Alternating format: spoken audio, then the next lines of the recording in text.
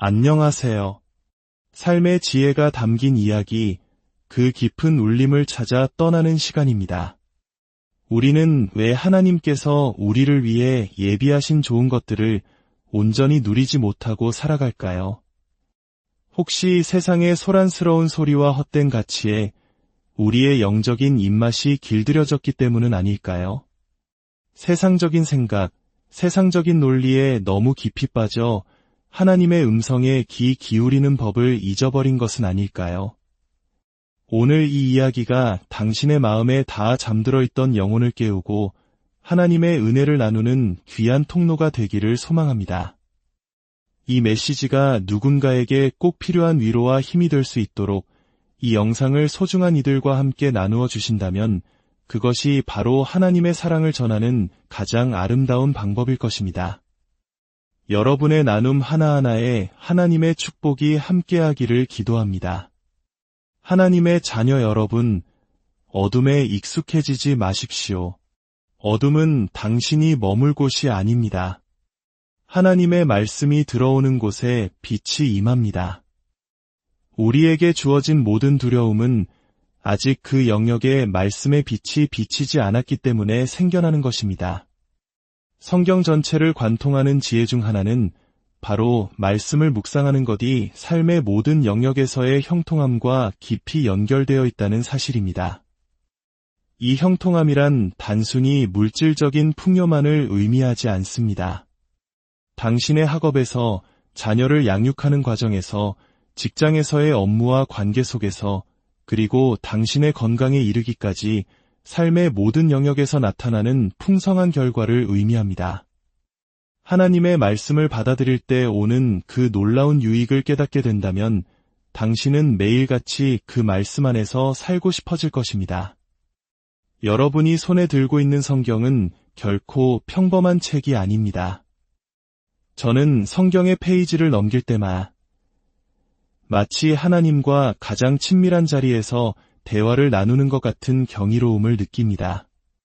성경 구절을 깊이 묵상할 때 성령께서는 그 말씀에 빛을 비추어 주시고 마치 살아 움직이는 것처럼 생생하게 그리고 지극히 개인적인 방식으로 제게 말씀하십니다.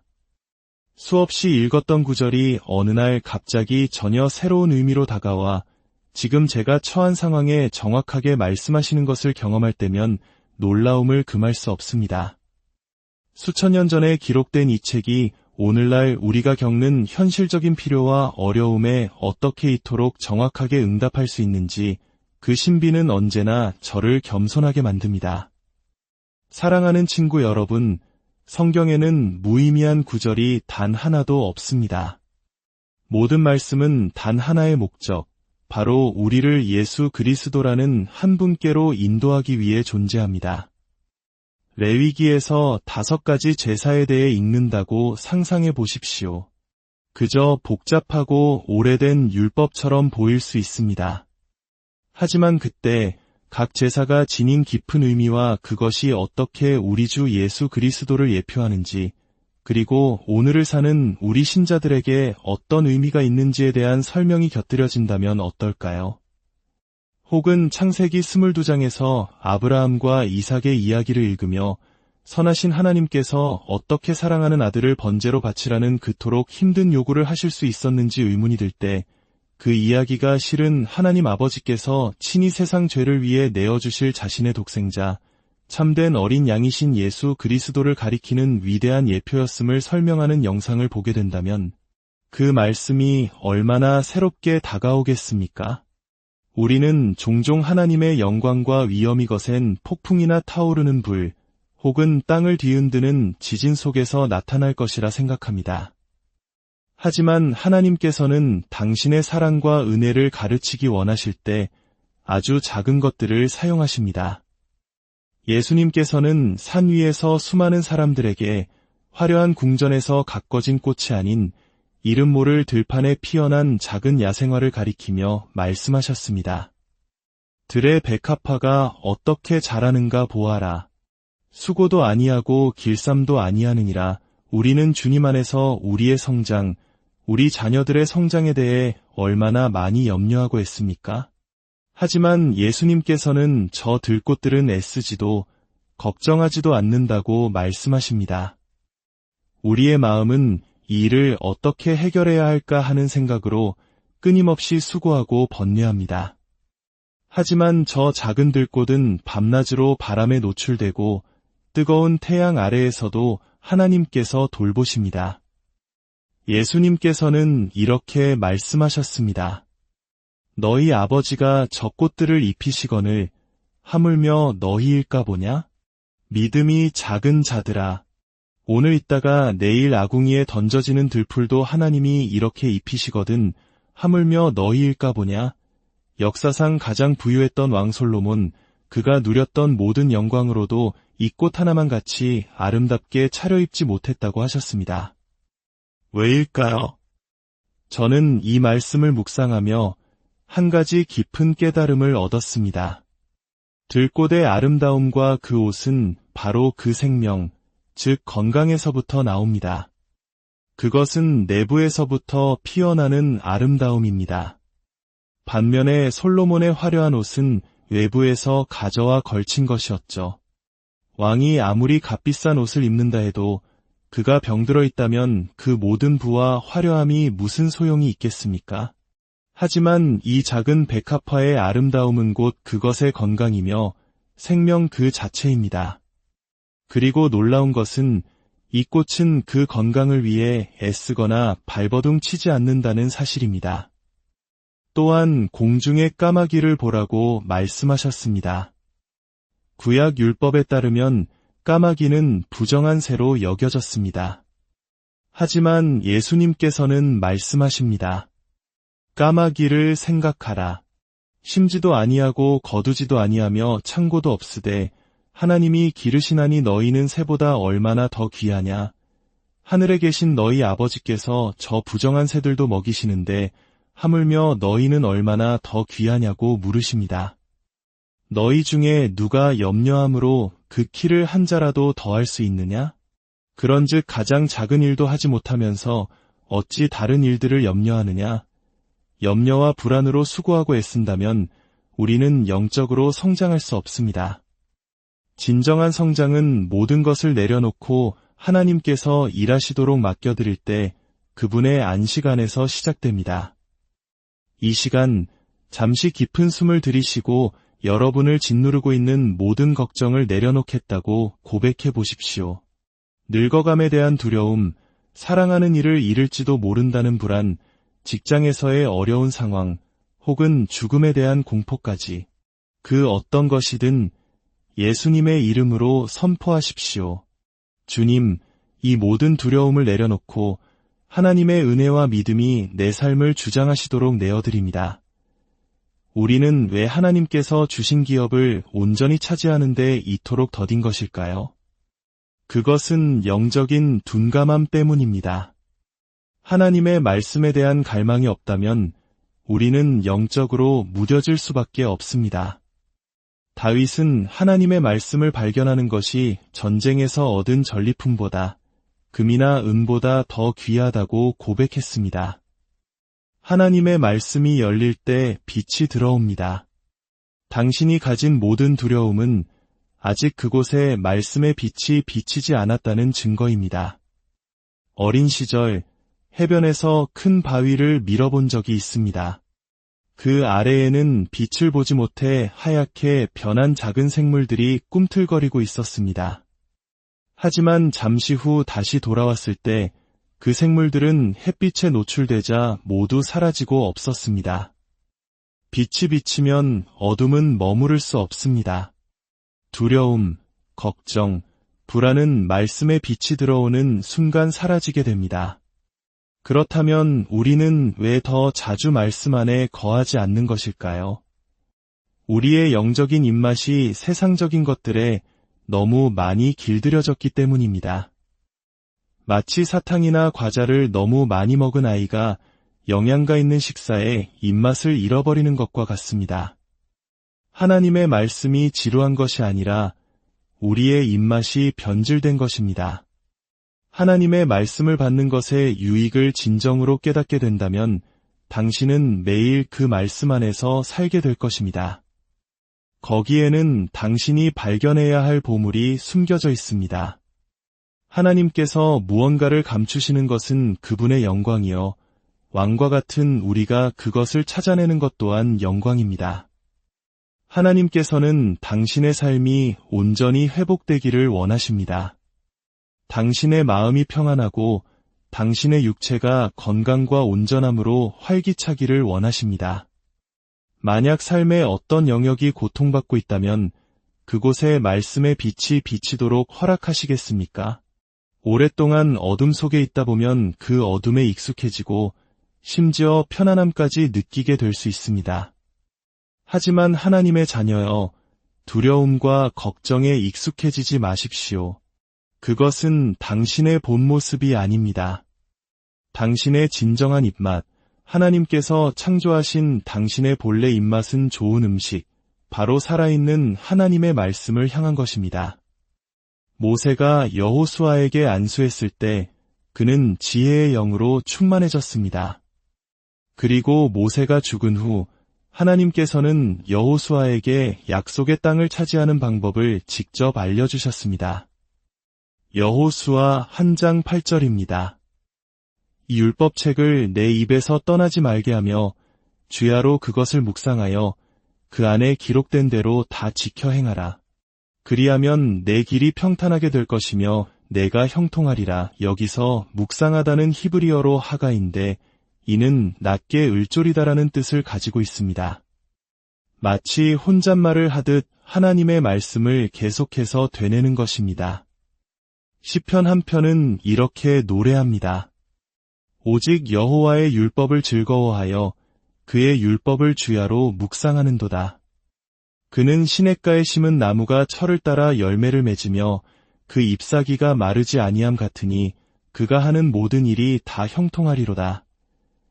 말씀을 묵상하는 사람은 시냇가에 심겨진 나무와 같습니다. 세상의 경제 상황이나 환경에 흔들리지 않습니다. 그의 생명력은 마르지 않는 근원, 바로 하나님의 말씀에 연결되어 있기 때문입니다. 그 잎사귀가 마르지 아니함은 그의 건강과 젊음이 시들지 않을 것임을 의미합니다. 그리고 그가 하는 모든 일이 다 형통하리라고 약속하십니다. 하나님께서 모든 일이라고 하셨다면 인간이 거기에 제한을 둘 수 없습니다. 성경 속에는 이 약속을 삶으로 증명한 인물들의 이야기가 가득합니다. 신명기 33장에는 아셀 지파에 대한 축복이 나옵니다. 아셀은 행복이라는 뜻입니다. 모세는 아셀을 향해 이렇게 축복했습니다. 내 사는 날을 따라서 능력이 있으리로다. 세상의 지혜는 나이가 들수록 힘이 쇠하는 것이 당연하다고 말합니다. 하지만 하나님의 말씀은 초자연적인 약속을 주십니다. 내 사는 날을 따라서 너의 능력이 더하리라. 신약 성경에서 이 약속이 어떻게 성취되었는지 보여주는 놀라운 인물이 있습니다. 바로 누가복음 2장에 등장하는 안나라는 여선지자입니다. 안나는 은혜라는 뜻입니다. 그녀는 아셀 지파 사람이었습니다. 성경은 그녀가 나이가 매우 많았다고 기록합니다. 그녀는 16살 즈음에 결혼하여 남편과 7년을 살았고 그 후 84년간 과부로 지냈습니다. 그녀의 나이는 무려 107세였습니다. 하지만 그녀는 성전을 떠나지 않고 밤낮으로 금식하며 기도했습니다. 107세의 나이에 매일 집에서 성전까지 걸어 다녔고 굶주림을 견뎌냈습니다. 아기 예수를 만났을 때 그녀는 하나님께 감사하고 예루살렘의 구원을 기다리는 모든 사람에게 그 아기에 대해 널리 전파했습니다. 107세의 나이에도 그녀는 지치지 않는 힘과 열정으로 가득했습니다. 이것이 바로 내 사는 날을 따라서 능력이 있으리로다 라는 말씀에 살아있는 증거입니다. 또 다른 놀라운 이야기가 있습니다. 85세의 갈렙은 이 산지를 내게 주소서라고 외치며 거인들이 사는 땅을 정복했습니다. 그리고 그는 선포했습니다. 기랴세페를 쳐서 그것을 점령하는 자에게는 내 딸 악사를 아내로 주리라. 기랴세펠은 책의 도시라는 뜻입니다. 바로 이 성경을 의미하는 놀라운 상징입니다. 하나님께서는 이 책의 도시를 정복하는 자, 즉 하나님의 말씀을 깊이 파고들어 자신의 것으로 삼는 자에게 악사를 주겠다고 약속하십니다. 악사의 이름의 뜻은 발목 장식으로 우리의 영적인 걸음, 즉 우리가 소유를 차지하기 위해 내딛는 발걸음을 상징합니다. 갈렙의 조카인 온니엘이 그 성을 점령했습니다. 온니엘의 이름은 하나님의 사자라는 뜻입니다. 하나님의 사자가 책의 도시를 정복하고 그의 영적인 걸음을 상징하는 악사를 아내로 맞이한 것입니다. 이 이야기는 우리에게 중요한 영적 진리를 가르쳐 줍니다. 우리가 하나님의 말씀을 정복할 때, 즉 말씀을 깊이 묵상하고 순종할 때, 우리는 하나님께서 약속하신 모든 기업을 발로 밟아 차지하게 될 것이라는 사실입니다. 악사는 거기서 멈추지 않았습니다. 그녀는 아버지 갈렙에게 담대하게 구했습니다. 내게 복을 주소서. 아버지께서 나를 남방으로 보내시니 샘물도 내게 주소서. 그러자 갈렙은 그녀에게 이셈과 아랫셈을 주었습니다. 이것은 우리에게 부어주시는 성령의 충만함을 상징합니다. 아랫셈은 우리 안에 거하시며 우리를 인도하시는 성령님을, 이셈은 사역과 능력을 위해 우리 위에 부어주시는 성령님을 의미합니다. 하나님께서는 우리가 말씀을 사모하고 담대히 구할 때 이처럼 넘치는 은혜를 부어주시기를 원하십니다. 하나님은 당신이 구하는 것을 기뻐하십니다. 마태복음 7장 11절은 이렇게 말씀합니다. 너희가 악한 자라도 좋은 것으로 자식에게 줄 알거든 하물며 하늘에 계신 너희 아버지께서 구하는 자에게 좋은 것으로 주시지 않겠느냐. 악한 본성을 가진 우리조차 자녀에게 좋은 것을 주려 하는데 하물며 사랑의 근원이신 하나님 아버지께서 어떠하시겠습니까? 그분은 당신에게 좋은 것을 주시길 원하십니다. 건강이 좋은 것입니까? 지혜가 좋은 것입니까? 장수가 좋은 것입니까? 그렇다면 구하십시오. 하나님께서는 구하는 자에게 주시겠다고 약속하셨습니다. 혹시 잠 못 이루는 밤을 보내고 계십니까? 수많은 걱정과 염려가 당신을 짓누릅니까? 다윗은 이렇게 고백했습니다. 내 눈이 야경이 깊기 전에 깨었나니 이는 주의 말씀을 묵상하려 함이니이다. 그는 잠 못 드는 시간을 불평하는 대신 오히려 그 시간을 하나님의 말씀을 깊이 묵상하는 기회로 삼았습니다. 만약 악한 영이 당신의 잠을 방해한다면 그 시간을 당신의 영혼을 살찌우는 시간으로 바꾸어 버리십시오. 하나님의 말씀을 묵상하십시오. 조용함과 신뢰함 속에서 당신의 힘을 얻게 될 것입니다. 혹시 이 자리에 아직 예수 그리스도를 개인의 구주와 주님으로 영접하지 않은 분이 계십니까? 첫사람 아담의 죄로 인해 우리는 모든 것을 잃었지만 마지막 아담이신 예수 그리스도께서 오셔서 그 모든 것을 되찾아 주셨습니다. 그분께서 십자가에서 당신의 모든 죄를 대신하여 죽으시고 사흘 만에 부활하심으로 우리에게 영원한 생명과 의를 선물하셨습니다. 이 선물을 받기 원하신다면 저를 따라 기도해 주십시오. 하늘에 계신 아버지 하나님, 제 아들 예수 그리스도의 선물을 감사합니다.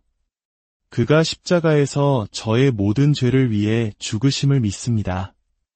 저를 의롭게 하시기 위해 예수님을 죽은 자 가운데서 살리심을 감사합니다. 이제 저의 모든 죄는 완전히 용서받았고 모든 질병은 치유되었습니다. 예수 그리스도는 지금부터 영원까지 저의 주님이십니다. 예수님의 이름으로 기도합니다. 아멘.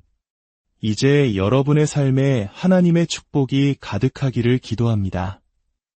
주님께서 이번 한 주간 여러분이 가는 모든 길에 천사들을 앞서 보내시어 모든 굽은 길을 곧게 펴주시기를 원합니다. 여러분 각자에게 당신을 아는 지혜와 계시의 영을 부어주시고 말씀을 펼 때마다 성령께서 당신에게 꼭 필요한 생명의 말씀을 깨닫게 하시고 그 말씀을 묵상하며 살아갈 힘을 주시기를 축원합니다. 두려움과 걱정을 묵상하는 옛 습관을 버리고 하나님의 말씀을 묵상하는 새로운 삶의 방식이 여러분 모두에게 임하기를 기도합니다.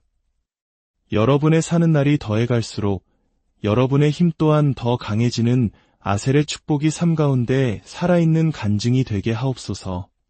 이 모든 영광을 예수 그리스도께 돌리며 모든 사람이 아멘으로 화답하기를 원합니다. 하나님의 평강이 당신